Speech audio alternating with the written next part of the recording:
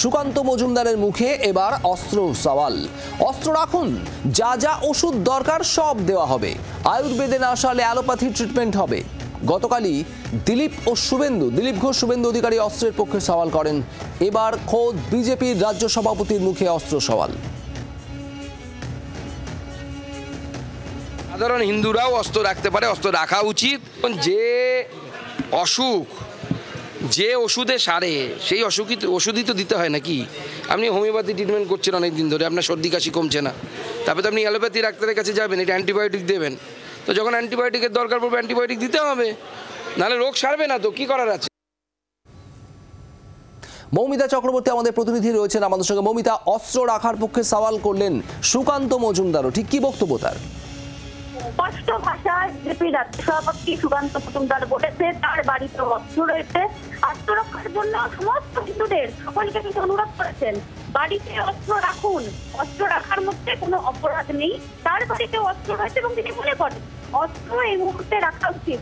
শুধু তাই নয়, তিনি বলেছেন যে অসুখ যে ওষুধে সারে সেই ট্রিটমেন্ট তো দিতে হবে, নইলে অসুখ সারবে কিভাবে? আয়ুর্বেদিক যদি না সারে তবে অ্যালোপ্যাথি ট্রিটমেন্টই হবে। এবং তিনি স্পষ্ট ভাষায় যে ইঙ্গিত দিয়েছে তাতে কিন্তু এটা স্পষ্ট। দিলীপ শুভেন্দু অধিকারীরা যে লাইনের কথা বলছেন, অর্থাৎ অস্ত্র রাখার নিদান, মারলে পাল্টা মারের নিদান, সেই কথাটি কিন্তু অটুট রইলেন সুকান্ত মজুমদার, বিজেপি রাজ্য সভাপতি। মৌমিতা, ধন্যবাদ। আরো কি বলেছেন সুকান্ত মজুমদার, শোনাবো। সাধারণ হিন্দুরাও অস্ত্র রাখতে পারে, অস্ত্র রাখা উচিত। আমার বাড়িতে অস্ত্র আছে, আমাদের সকলকে অনুরোধ করব বাড়িতে অস্ত্র রাখুন। কারণ এই পুলিশ প্রোটেকশন দিতে পারছে না। যদি পুলিশ প্রোটেকশন দিতে পারতো আমি বলতাম সবাইকে যে অস্ত্র আপনারা থানায় জমা দিয়ে দিন, কোনো অস্ত্র রাখার দরকার নেই, পুলিশ প্রোটেকশন দেবে। সকলকে অস্ত্র রাখার জন্য অনুরোধ করছেন বিজেপি রাজ্য সভাপতি। আর এর আগে দিলীপ ঘোষ তিনিও একেবারে প্রকাশ্যে এই অস্ত্র রাখার পক্ষে সওয়াল করেছিলেন। কি বলেছিলেন শোনাবো।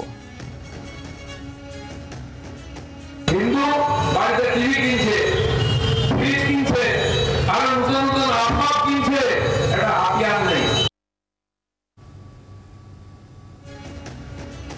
দিলীপ ঘোষের বক্তব্য ছিল হিন্দুরা টিভি কিনছে, ফ্রিজ কিনছে, অনেক আসবাব কিনছে, কিন্তু হাতিয়ার নেই। একই রকম ভাবে এই অস্ত্র রাখার পক্ষে সওয়াল করেছিলেন শুভেন্দু অধিকারীও। আর এবার সুকান্ত মজুমদার। তৃণমূল নেতা জয়প্রকাশ মজুমদার আমাদের সঙ্গে রয়েছেন টেলিফোন লাইনে। জয়প্রকাশ বাবু, দিলীপ ঘোষ থেকে শুভেন্দু অধিকারী, সুকান্ত মজুমদারও অস্ত্র রাখার পক্ষে সওয়াল করছেন, বলছেন অনুরোধ করব প্রত্যেকে অস্ত্র রাখুন বাড়িতে। কি বলবেন?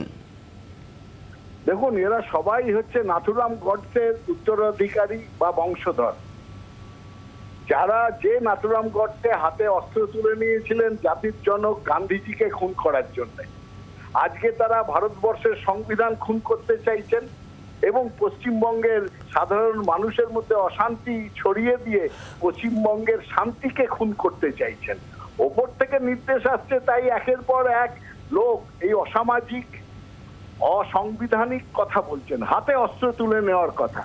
আপনারা ভাবুন তো, হাতে অস্ত্র তুলে নেওয়ার কথা কারা বলে? মাওবাদীরা বলে, নকশালবাদীরা বলে, যারা ভারতবর্ষের আইনের শাসনকে বিশ্বাস করে না। সেই একই পথে হাঁটছে বিজেপি, কারণ এরা হচ্ছে নাথুরাম গডসের বংশধর। অস্ত্র দিয়ে জাতির জনককে যারা খুন করেছে, আজকে তারই বংশধররা আজকে ভারতবর্ষের গণতন্ত্র, ভারতবর্ষের সর্বধর্ম সমন্বয়ের যে ধারা, তাকে খুন করতে চাইছেন। এই সমস্ত আমি বলবো বিজেপির অসামাজিক নেতারা। ধন্যবাদ। তৃণমূল কংগ্রেস নেতা জয়প্রকাশ মজুমদার আমাদের সঙ্গে ছিলেন টেলিফোন লাইনে।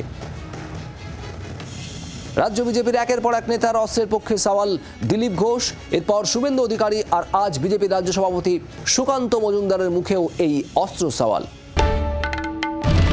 বাংলার আওয়াজ, বাঙালির আবেগ, জি 24 ঘন্টা।